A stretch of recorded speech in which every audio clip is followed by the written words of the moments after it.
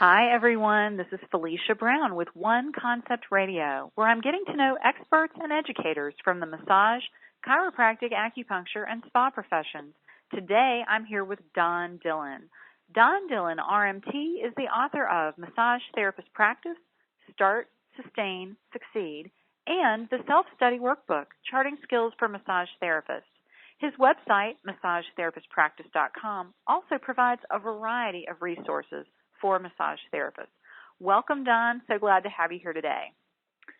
Thanks, Felicia. It's great to be here with you again. Look forward to seeing you in a couple weeks at the Canadian Massage and Chiropractic Conference. Yeah, it's going to be a great event, and I'm looking forward to seeing you as well. And we're trying to, today, Don, give our listeners a chance to hear your thoughts on a few different things, both that are related to what you might be talking about at the conference and just some of your philosophies in general. So I'd like to just jump in first and find out your thoughts about why primary, complementary, and alternative medical professions should consider working together towards common interests. Well, it's a itself for a number of years. Interestingly, Initially, I thought, like most of us do, that our profession we're involved in is something we should forward and has its own issues that we're trying to advance.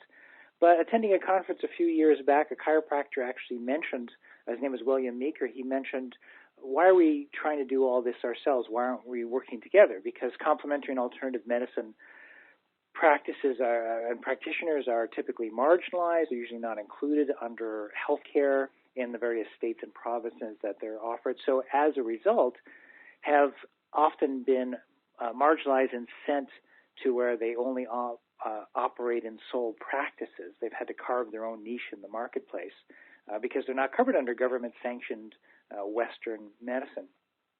And, of course, as part of creating that silo mentality, we often try to preserve our identity. We fear loss of autonomy. We don't want other professions making decisions for us, so we tend to be very protective of our professions. But it really stunts our growth, and, of course, none of the primary complementary and alternative medicine professions have enough resources to move things forward. We really all have common objectives, quality education and training, public and media relations, representing practitioner interests to governments, to gatekeeper health disciplines and the insurance industry, and developing research and evidence-based practice. And I think if we combined our efforts, we really could make exponential gains. And some of our listeners out there might say, well, complementary and alternative medicine, we don't really want to be associated with that. But what that means is these CAM is defined as not having sufficient evidence yet to break into what would be covered under provincial or state healthcare plans. So there are a number of professions that are poised to do so, but don't have the resources to do it by themselves. So those would be chiropractic, naturopathic, traditional Chinese medicine, and acupuncture and massage therapy. Not the marginal professions that may not be pursuing some of those common goals. I'm talking about the primary ones. Again, if we all work together, we really could do some great things. As sole professions, we're not able to move very far against the much larger industries that exist out there. Yeah, it kind of reminds me of a quote. It's a U.S. history quote, and I wish I could tell you who said it, but the idea is, together we stand, divided we fall. In other words, we can do more.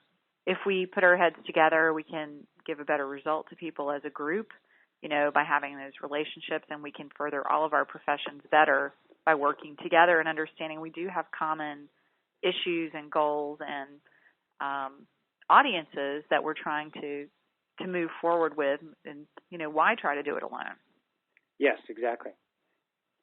So, you mentioned a couple of things, but are there any particular reasons that you want to point out as far as why traditional sole practitioner working models don't perform as well financially, and, maybe some improvements that people could make to make them perform better? Well, as I mentioned, because we've been marginalized, because we haven't benefited from the infrastructure that Western medicine has, where they have hospitals, they have various supportive, admitted, and operative systems that allow doctors just to focus on medicine and support them in terms of research and technology and innovation. We really don't have that in the complementary and alternative medicine professions.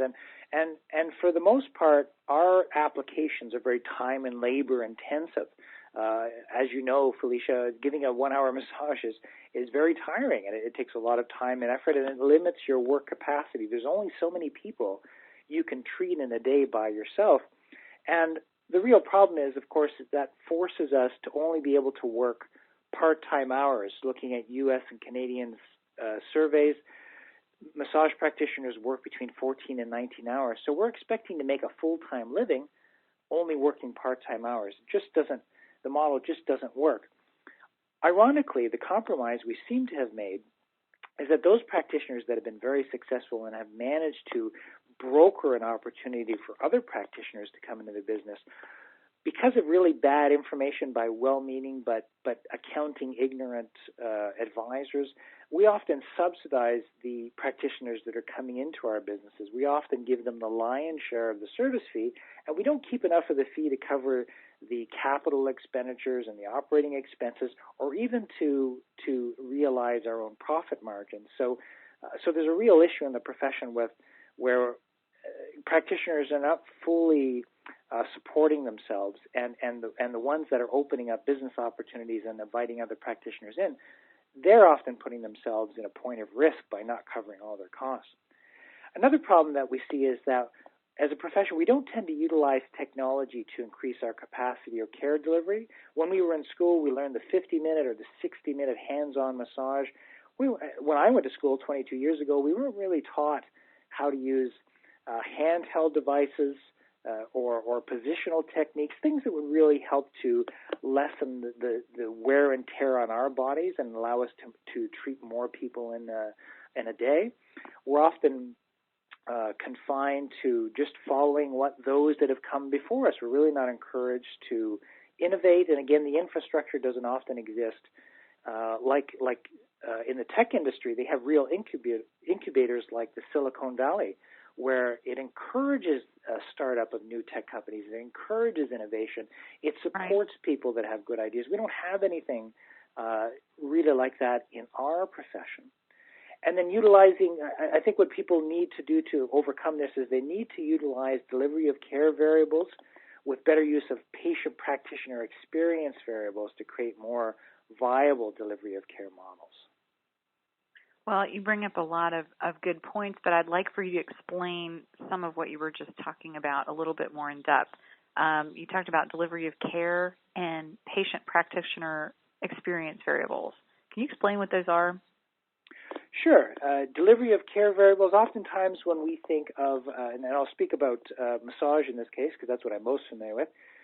When we think about providing massage, a lot of practitioners just focus on the treatment, just that hands-on component. They don't realize that there are other components that go into care. And if people are listening at home or listening to the replay later, if you have a piece of paper in front of you, you might want to draw a bit of a grid and just follow me along here. So let's think there's at least 8 components that fit into a delivery of care model. So first is attraction.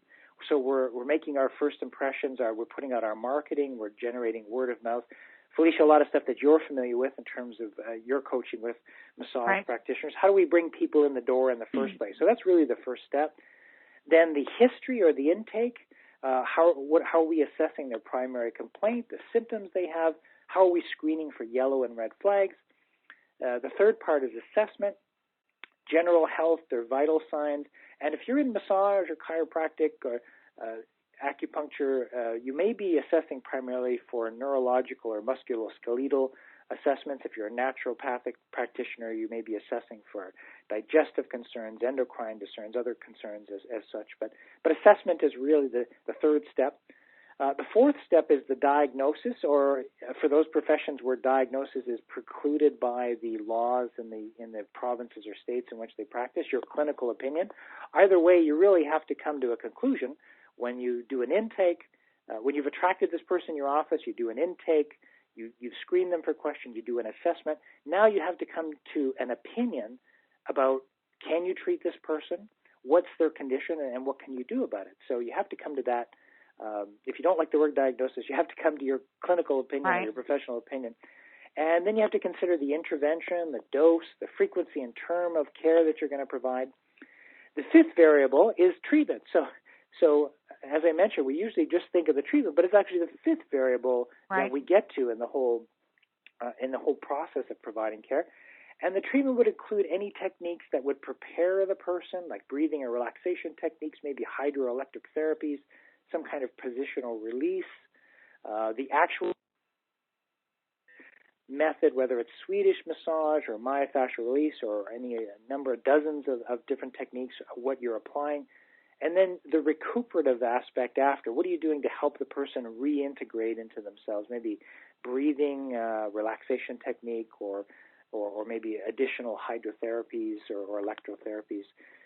And then the sixth component is the reassessment. So now that we provided care and we did our original assessment, how do we know that our interventions made a difference? How do we know that we actually improved the quality of life of this person? The only way we can tell is if we do a reassessment and we measure outcomes. The seventh step is our prescription. So whether we're giving remedial exercise or home care to the individual, if we're referring them out, if it's something that they present with is outside of our scope, and what kind of treatment plan we set. And then the final point, and again, you're an expert on this, Felicia, is connection, is follow up with them in 24 hours, find out how they responded to care, send out an e-newsletter to them, keep in touch with them through direct mail offers, entice them to visit your website. How can you continue to build a relationship after you've provided care?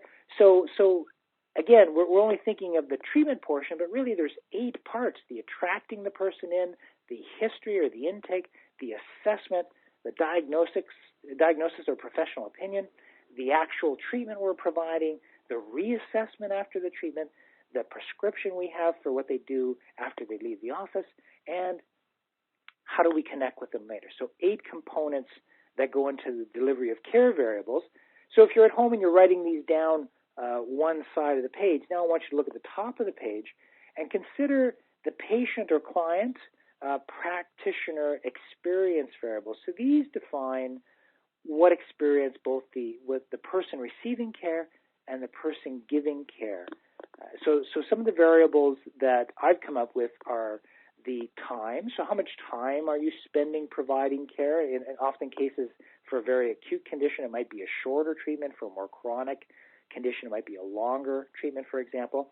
The team you're working with, again, a lot of us are forced into sole practitioner models, but I'd like to get people to start thinking about, well, what if you had an assistant? Or what if you had, as a massage therapist, what if you had beside you working a naturopathic practitioner, maybe an acupuncturist, maybe a chiropractor? How could you all work together? The technique that you're using, maybe it's an active technique, it's assisted, maybe it's passive, resisted, positional, postural, cognitive, kinesthetic. There's a variety of ways that techniques are used to affect the change. Technology, when I say technology, people usually think of computer technology, so they think of online booking, for example, or online record keeping. But you're using technology for stimulation or sedation, maybe ultrasound or muscle stim, a variety of techniques that exist. You're using technology to measure, so maybe muscle testing to measure the strength of a muscle. In your communications, your email communications, your e-newsletters are using technology. Your marketing, your invoicing, how you secure your records, those are all aspects of using technology. Next one is tangible outcomes. So we set a baseline when a person comes in, what their range of motion is, for example, and then we look at how did they change because of the treatment we provided after. What were the outcome measures afterward? And then the final point is the take-home pay. It doesn't matter what your fee is that you're charging. You really have to look at what's your take-home pay after you've covered all of your operating expenses. So this take-home pay may be in the form of per service. Maybe you're getting paid a dollar amount or a percentage amount per service. Maybe it's per member. So in a membership-based model like a fitness club, the more people you treat within an hour, the more people you put through in an hour, especially if you're working with a team, the higher you're paid. Or it could be per status. If you're an entry-level practitioner coming into the business, you may be at a certain rate. If you are a team leader where you're leading a team, your fee may be higher, or maybe you're one of the investors in the business, and then you would be paid for that. So again, we're looking at a grid. We're looking at one side. We're looking at attracting business, the history, assessment, the diagnosis or professional opinion. treatment, reassessment, prescription, and the connection, how you connect with people.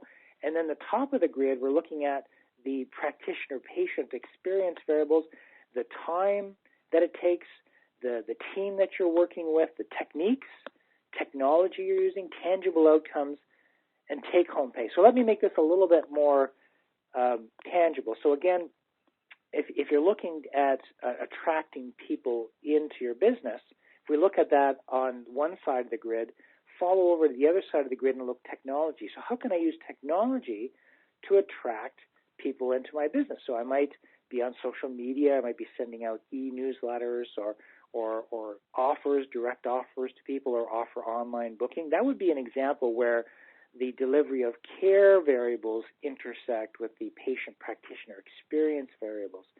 Or you could also look at the modalities that increase your work capacity. So looking at the treatment variable on the one side of the grid, and how can you fit that in with technique or technology so that the technique you're providing is not so physically demanding on you, so you could treat one or two or three more people in a day because your work capacity is increased because you took a look at how those two variables intersect. One of my favorite stories is when I successfully ran my business, my practice, where I had associates out of a fitness club for 14 years. And I would get into situations in the fitness club because of the traffic moving through where I would have an appointment, say, at 2 o'clock in the afternoon. Somebody would come up to me at 5 to 2 and say, Don, I've got this low back pain. It's really affecting my workout today. I wonder if you can help me. I said, geez, I only got 5 minutes before my next appointment. What can I do? Well, okay, come on in. We'll see what we can do. And it forced me to start rethinking the 50-minute or 60-minute massage model that I learned in school that I was utilizing, and I would have just 5 minutes to assess the problem, to use my various skills to try and mobilize the joints and manipulate the muscles. And oftentimes what happened was the person would get up saying, I feel great, my pain's gone. And I would think, wow, here I thought I needed an hour to treat a person, and I only needed 5 minutes. Mm-hmm. Another model to consider is, and this was shared with me by a good friend of mine, Joe Polino, as a chiropractor. He would travel far and wide, and he said he would drop into clinics where instead of a one-on-one model like we often have with practitioners, 4 or 5 people would show up on, let's say, 10 o'clock in the morning. They would get into their appropriate gear so that they could be flexible and comfortable. And then there would be a team of professionals, chiropractor, massage therapist, nutritionist, maybe a sports psychologist, acupuncturist. You'd have all these practitioners. And based on what the person needed for that day, they would go to that person. And they might see 2 or 3 different practitioners within that hour. And then when that hour was up, 11 o'clock would come. That group would leave. The next group would come. So imagine if you're a practitioner that's confined by the time and labor-intensive model of massage, what would happen if you were working alongside these other disciplines in a model where 5 or 6 people were coming for that hour? Imagine how just by that change in thinking would change the way you were providing care. Yeah, sometimes it's as simple as just shifting your mindset to change your whole business. Yeah. Your whole business model. Yeah. Well, you're definitely giving me lots to think about, Don, and I'm sure everyone listening. And there's plenty of reasons why people should come to your classes and learn. But before we give people information about doing that, I'd like to know why you like to come to the Canadian Massage and Chiropractic Conference. Well, for me, the Canadian Massage and Chiropractic Conference is like the Mecca. It's the place that you go home to. You know, we work in isolation one-on-one with our clients or patients every day, and we benefit greatly from those interactions, but we need to go home and be nurtured. It's the same things we do that have a knowledge base similar to ours, a lingo, an experience base that's similar to ours. So for me, going home to the Canadian Massage and Chiropractic Conference is an opportunity to listen to other speakers like yourself, and I can get some new ideas and look at things differently. I can build on collegial relationships that I don't get to build during the year because of the distance between where I live and where they live. there are thousands of products and services in the exhibit hall. I mean, just walking through the exhibit hall is kind of like walking, when I was a kid, going to down to Sears downtown Toronto to the Santa Claus display with, all the lights and all the fabulous things to look at. I mean, it's just going to the exhibit hall is just a fantastic, awe-inspiring experience in itself. And of course, the team at One Concept that run the conference, they really have done a great job in ensuring that it's not all business, that they have gala events during the evening and parties and get-togethers. So there's a blend of the social mixed in with the professional. So it's really 3 days of just, what can I say, heaven? 3 days of heaven to go and have this multifaceted experience. It's inspiring, it's stimulating. At the end, it's exhausting, but ultimately, it's worthwhile, and I wouldn't miss it for anything.